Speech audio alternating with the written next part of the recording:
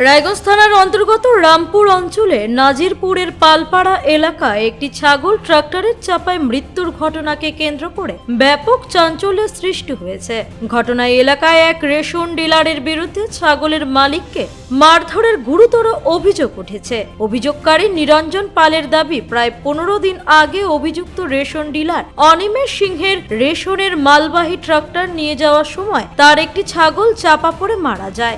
ঘটনার পর তিনি বিষয়টি ডিলারকে জানালে ক্ষতিপূরণ ও বিষয়টি দেখার আশ্বাস দেওয়া হয়, কিন্তু দীর্ঘক্ষণ কেটে গেলেও কোনো সমাধান না হওয়ায় নিরঞ্জন পাল প্রতিবাদ জানাতে গেলে পরিস্থিতি উত্তপ্ত হয়ে ওঠে। নিরঞ্জন পালের অভিযোগ, ওই দিন সন্ধ্যায় তাকে ডিলারের অফিসে ডেকে পাঠানো হয়, সেখানে তাকে বেধড়ক মারধর করা হয় বলে অভিযোগ। পরে স্থানীয়রা তাকে উদ্ধার করে আহত অবস্থায় মহারাজা স্বাস্থ্য কেন্দ্রে ভর্তি করান। ঘটনার পরের দিন তিনি রায়গঞ্জ থানায় লিখিত অভিযোগ দায়ের করেন। নিরঞ্জন পালের আরও দাবি, অভিযুক্ত ব্যক্তি রাজনৈতিকভাবে প্রভাবশালী হওয়ায় প্রশাসনের পক্ষ থেকে এখনো পর্যন্ত কোনো কার্যকর পদক্ষেপ নেওয়া হয়নি। স্থানীয় সূত্রে জানা গিয়েছে, ওই ডিলার এলাকার প্রভাবশালী মহলের ঘনিষ্ঠ বলেই পরিচিত।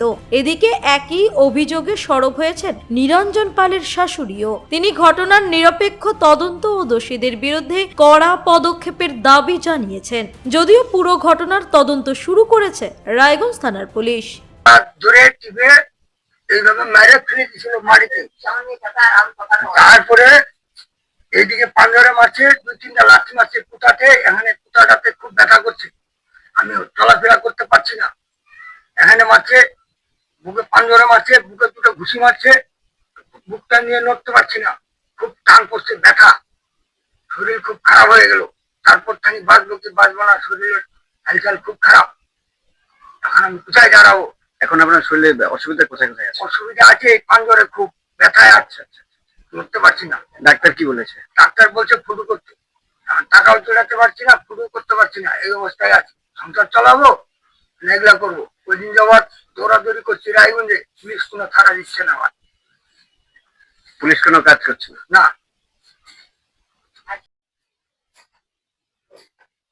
দাদা, আপনার নাম? আমার নাম নিরঞ্জন পাল। কি হয়েছে? হলো, ডিলিয়ারের যখন মাল নিয়ে যাচ্ছে তখন একটা ছাগল আমার মেরে দিল, একবারে ডেড বডি করে দিল। করে দেওয়ার পর তখন সময় বেলা 11টা। ডিলিয়ারকে বলার পর ডিলিয়ার বললো ঠিক আছে, আমি ওটা ব্যবস্থা নিব। আর এই কথা বলার পর আমি বাড়ি চলে আসলাম। তারপরে ডিলিয়ার আবার সন্ধ্যায় 6:30টার দিক দিয়ে ওনার অফিসে ডাকে নিয়ে যায়, তৃণমূলের লোকজন দিয়ে আমাকে বেধর্ম ভাবে মারে। মারার পর আমি ওই মুহূর্তে হসপিটালে ভর্তি থাকি।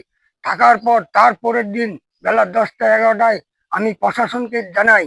প্রশাসন সেই সময় আমাকে বললো কোনো সাড়া দিচ্ছে না। আজকে কয়েকদিন যাবৎ 19 তারিখে আমি থানায় এফআইআর করি, তারপরেও আমাকে হ্যারাসমেন্ট করাচ্ছে, বাড়িতে এসে মারধর করার সুযোগ নিচ্ছে। আমি এখন বাড়ির থেকে বাইরে হতে পারছি না, খুব বিপজ্জনক ফেলে দিছে আমাকে। এই অবস্থায় কি করব? কোনো আইনের সাহায্য পাচ্ছি না, কোনো বিচারের ব্যবস্থা করছে না। কারা মেরেছে? এরা তৃণমূলের লোকজন, এরা ধরে নিয়ে যায়, মারলো আমাকে বাড়িতে। কি নাম তাদের? একটার নাম হলো কিরণ বর্মন, আর এটা হলো অজিত বর্মন।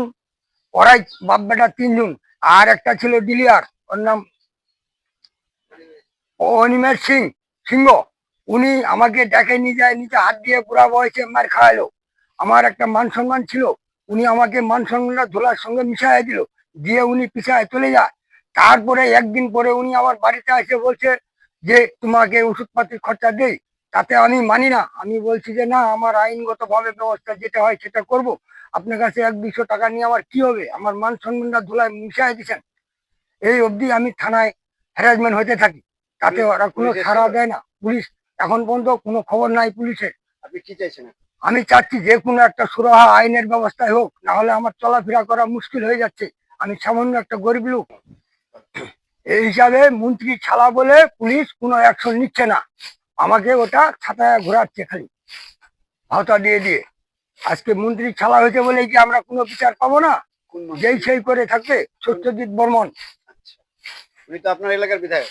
হ্যাঁ, আমার এলাকারই, কিন্তু উনিও গুরুত্ব নিচ্ছে না। আজকে কয়েকদিন যাবৎ আমি বিছনা পরে আছি, হসপিটালে পরে থাকলাম, আমার অবস্থা খুব খারাপ।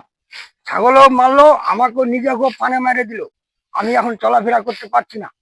এখন কি চাইছেন? এখন যে কোনো একটা সুরাহা আইনের মাধ্যমে, পুলিশের মাধ্যমে যদি হয় সেটাই ব্যবস্থা ভালো।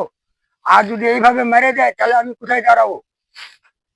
আমার পরিবারে এখন বর্তমানে আমরা স্বামী স্ত্রী দুইজন, আমার একটা শাশুড়ি, একটা পঙ্গু শালি আর একটা ছেলে লাবালিকা। কাজ কি করেন আপনি? কাজ এই তো যন্ত্রণ খাটি, লেবারি টেবারি খাটি, এইভাবে কোনো রকম দিন কাটাচ্ছি। মানে এখন এই মারার পর থেকে কাজে যেতে পারছেন না? না, আজ কয়েকদিন যাবৎ শরীর ভালো চলছে না, পাঁজরে ব্যথা, ডাক্তার ফুটু করতে বলছে, এখনো ফুটু করতে পারিনি, উঠতে পারি না বিছনার থানি। Bureau report, Kulik news.